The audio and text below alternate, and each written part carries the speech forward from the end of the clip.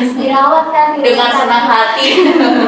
Makasih ya Kak. Sama. Kalau kita ngomong duta anti narkoba itu kan pasti kamu udah pernah ini ya, make ya. No, salah besar kalau duta. Aku jadi duta anti narkoba itu mengalami beberapa tes, seleksi. Ya karena duta anti narkoba ini diinisiasi adalah program duta yang dimana di bawahnya BNN.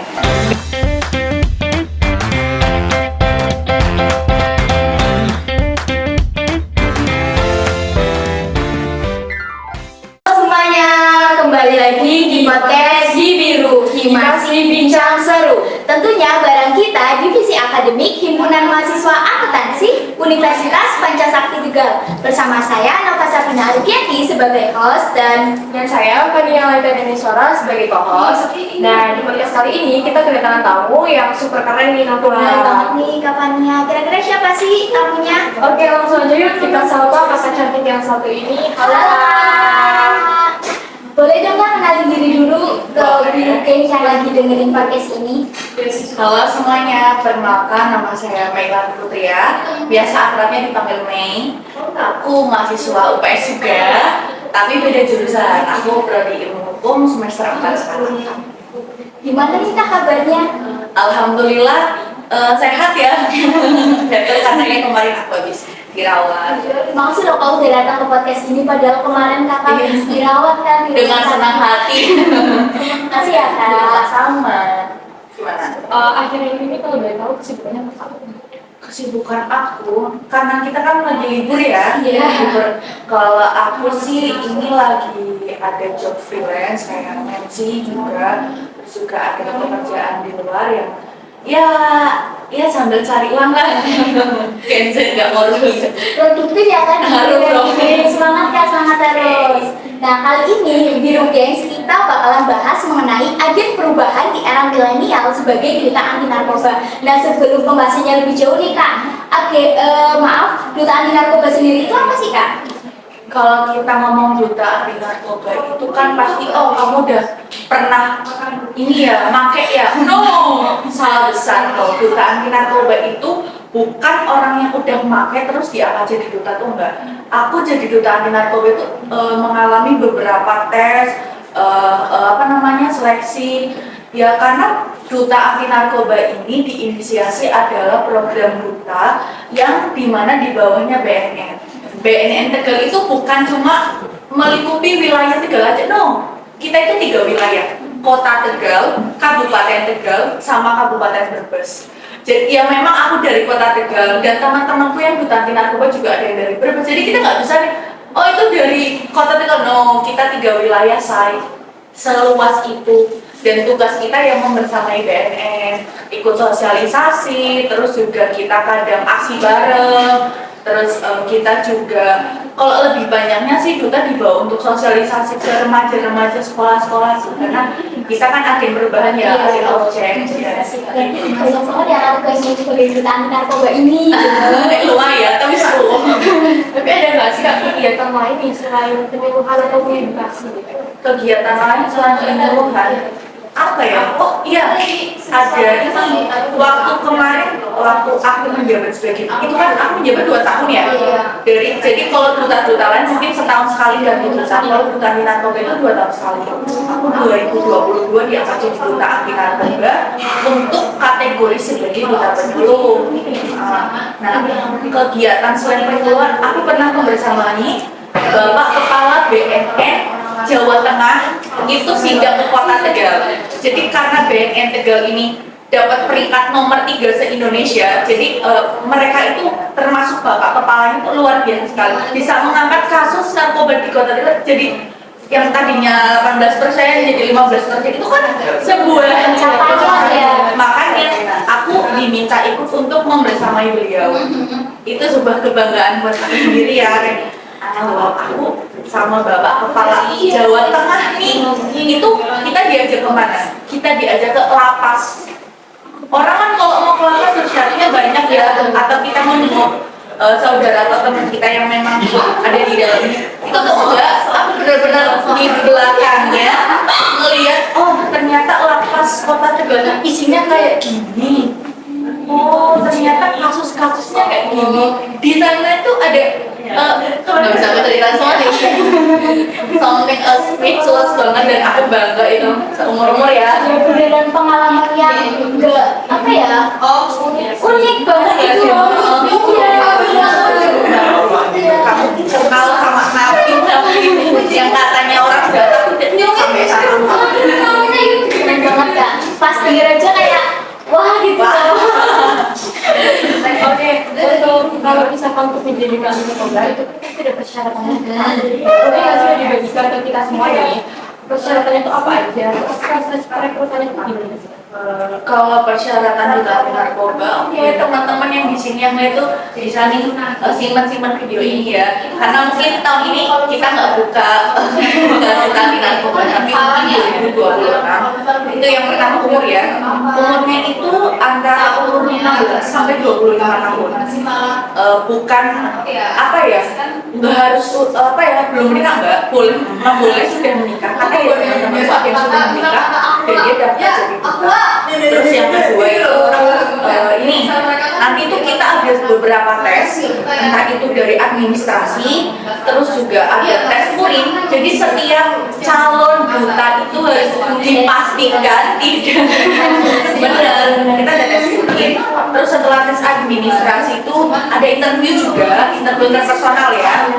Terus juga ada tes minat dan bakat, itu pasti ada. Cuma ya kamu nggak harus melulu aku harus punya bakat ini, enggak, sesuai kemampuan kamu aja. Kalau aku kan basicnya puisi ya, udah pernah nulis puisi waktu itu. Setelah itu kita lolos, kita dimasukin ke babak 20 besar. 20 besar itu 10 perempuan dan 10 laki-laki. Jadi nanti berpasang-pasangan. Nggak mungkin kan kita di grand final 50 besar tuh nggak mungkin. Takutnya nggak cukup ya.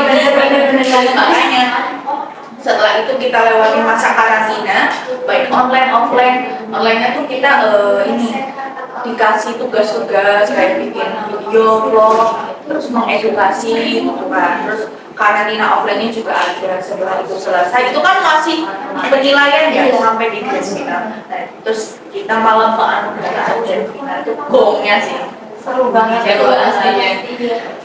Nah, tadi kan udah dijelasin ya tentang persyaratan sama prosesnya tuh panjang banget kan pasti. Nah, kira-kira motivasi Kak Melani sendiri untuk mendaftar menjadi duta anti narkoba itu apa Kak? Motivasi aku untuk mendaftar, pada awalnya kan aku mendaftar itu karena sebelumnya aku juga terjun di dunia perdutaan kan, sebelum jadi duta anti narkoba, duta Gembling dulu. Jadi ketagihan awalnya, dan basicnya aku tuh apa ya, suka ngomong. Aku suka ngomong dan ketemu banyak orang. Aku suka ketemu banyak orang baru, terus bisa mengedukasi mereka. Itu aku suka banget kalau kayak gitu loh. Dan pernah aku baca sesuatu tulisan, jadilah orang yang bermanfaat untuk orang lain. Aku ingin mengimplementasikan kata-kata itu. Dengan menjadi duta kan aku bisa mengedukasi orang, terus bisa berbuat kebaikan. Ada itu. Wah, termotivasi banget ya. Kayak Masya Allah. oh, bisa nih, umurnya juga masih cukup Iya, ya Kak. 2026 ya daftar ya. Oke. Nah, tadi kan udah dijelasin ya tentang kegiatan Kak Melani selama menjadi duta anti narkoba. Pasti ada kan Kak tantangan-tantangan yang Kak Melani lalui selama menjadi duta anti narkoba. Apa aja sih Kak tantangannya? Kalau tantangan yang aku lalui selama jadi duta itu ini sih, karena banyak orang yang nggak tahu ya duta anti narkoba itu kan kita tuh namanya duta anti narkoba itu baru booming atau hype itu kemarin loh. Sebenarnya tuh dari dulu, cuma kita kalah hype sama duta genre, duta wisata ya kan? Karena memang di Kota Tegal duta anti narkoba itu tidak dilindungi atau dikawal sama badan dinas apapun. Jadi memang kita di bawahnya PNN.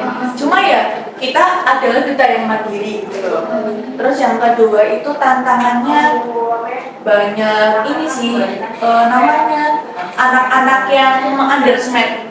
Kayak tadi kamu bilang duta anti narkoba itu pemakai enggak, itu tantangannya ya, itu tantangannya. Terus juga karena personil dutanya tuh terbatas. Karena kita kan 3 wilayah ya, itu tantangan sendiri sih. Hari ini harus ke Brebes, ya kalau Brebesnya kota, Brebesnya puncak saya. Siangnya harus ikut ke Bumi Jawa, itu ya materi, ya tenaga, itu tantangannya sih. Tapi seru. Bener-bener ya, tantangannya ternyata nggak cuma satu atau dua aja nih, banyak banget. lika-likunya saya. Iya. Nah, kira-kira solusi kamera ini untuk apa ya, menghadapi tantangan ini itu apa? Untuk menghadapi tantangan ini, ya yang pertama karena yang tadi solusi untuk masalah terbesar aku kan karena kita 3 wilayah ya gantian. Jadi yang jadi duta anti narkoba itu bukan cuma aku, ada lagi. Nah, kalau misalkan hari ini Mei ditugaskan di Kota Tegal membersamai BNN, sosialisasi di sekolah, di SMP.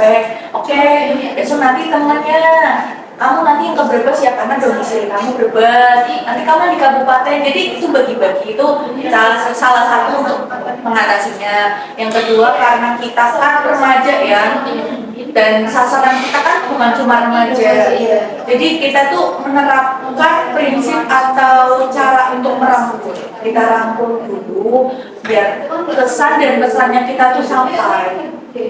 Kan apa namanya, remaja itu adalah gerbang utama atau ya yang mau coba-coba seperti Iya, masih labil kan ya remaja gitu, makanya perlu edukasi dari tentang narkoba ini. Nah, tadi kan udah dijelasin nih Kak terkait kegiatan, tantangan sama solusi Kamilani selama menjadi duta anti narkoba. Nah, menurut Kamilani nih, faktor apa aja sih Kak yang menyebabkan seseorang itu mengonsumsi narkoba? Faktor apa aja? Banyak ya. Faktor lingkungan juga bisa, teman juga bisa, pergaulan juga bisa. Jadi nggak menutup kemungkinan hanya dari satu faktor aja.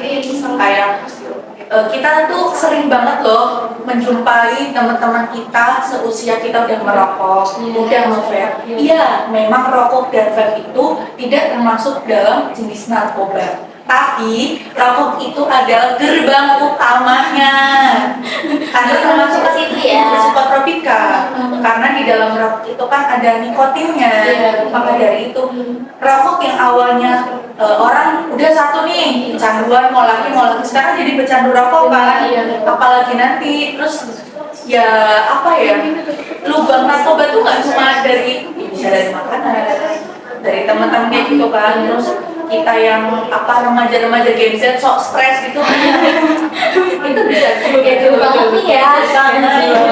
Dan ternyata tuh faktornya banyak banget ya. Kita harus jaga pergaulan juga ya, biar kita nggak terjun buat biru guys nih, jangan sampai ya kalian apa ya jadi lingkaran pertemanan yang negatif gitu. Kita harus selektif sih. Iya benar banget nih.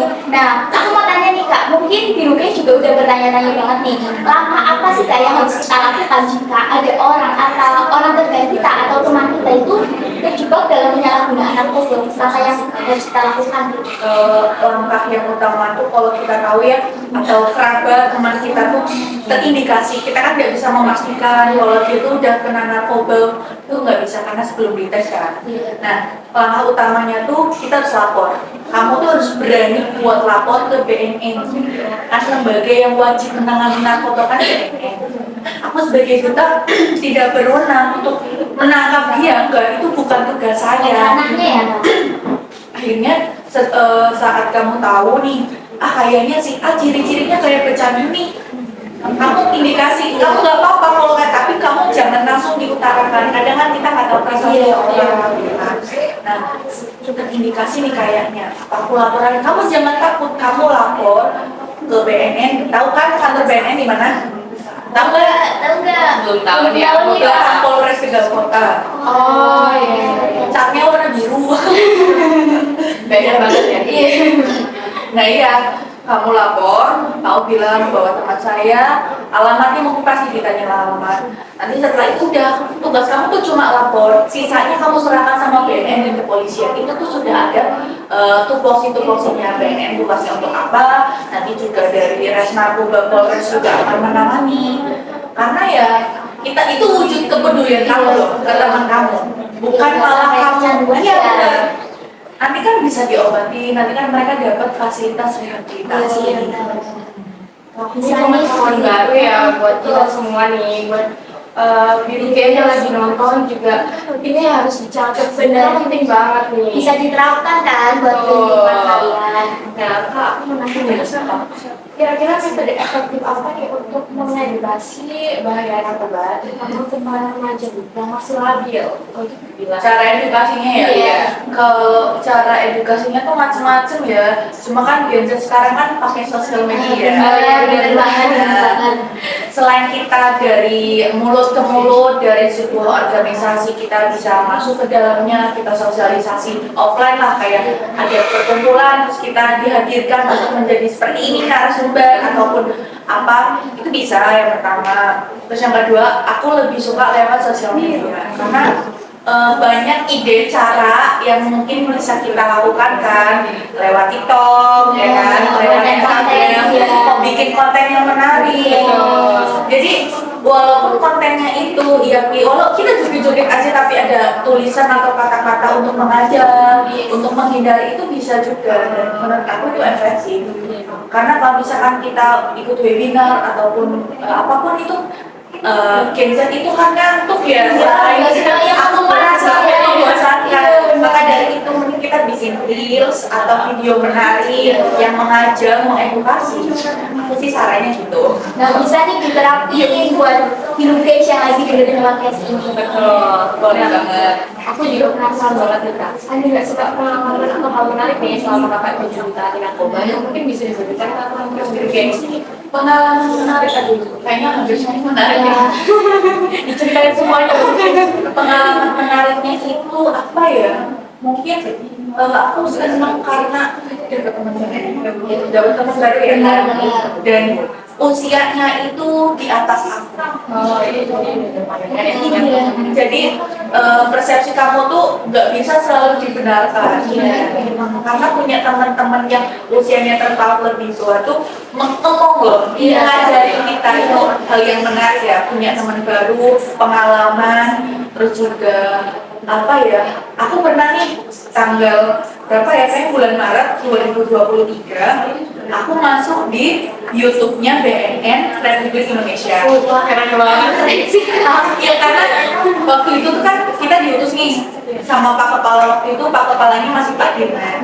Nanti anak-anak buta ada yang ikut ya 3 orang untuk besok acara Zoom. Tapi kita kan via Zoom gitu kan. Kita tuh rapat se-Indonesia Raya tapi kita Zoom. Karena yang tadi kota Tegal itu, BNN Tegal itu dapat peringkat nomor 3 se-Indonesia. Jadi diapresiasi sama Bapak Kepala BNN RI waktu itu masih Pak Petrus Golose, kan apa namanya, aku lupa angkatnya banyak banget. Nah, di situ aku disuruh untuk mendampingi Bapak Kepala. Terus aku disuruh menyuarakan kan. Pak Kepala bilang, "Bapak kenalkan, ini ada dutanya." Wah, Tegal punya duta. Aku memperkenalkan diri, nama saya bla bla bla bla, tugas saya sebagai duta ini. Aku di situ, wah, nama saya, muka saya dilihat se-Indonesia Raya. Senang, aku masih simpen loh sampai kapanpun ini. Seru dan lupa ya Kak. Pencapaian banget ya kan. Ya, walaupun cuma sekedar sumit kan, tapi kan Tetap seru aja. biar jadi apa ya, motivasi buat teman-temanku juga yang seumuran. Ayo kita tuh sama-sama jadi generasi yang produktif, generasi emas, biar Indonesia maju tuh tercapai di bonus demografi nanti. Bener. Pengalamannya yang tadi udah diceritain Kak Melani ini makin memotivasi aku nih buat Harus dong. daftar nih. Siapkan dari budaya ya, siapkan ya. Oke, tadi kan udah dijelasin nih Kak tentang faktor penyebab apa aja sih yang menyebabkan seseorang mengonsumsi narkoba, terus langkah awal apa yang harus dilakukan. Nah, ada nggak nih Kak pesan dari Kak Melani untuk teman-teman Biru Gengs biar mereka tidak terjerumus ke lubang narkoba itu?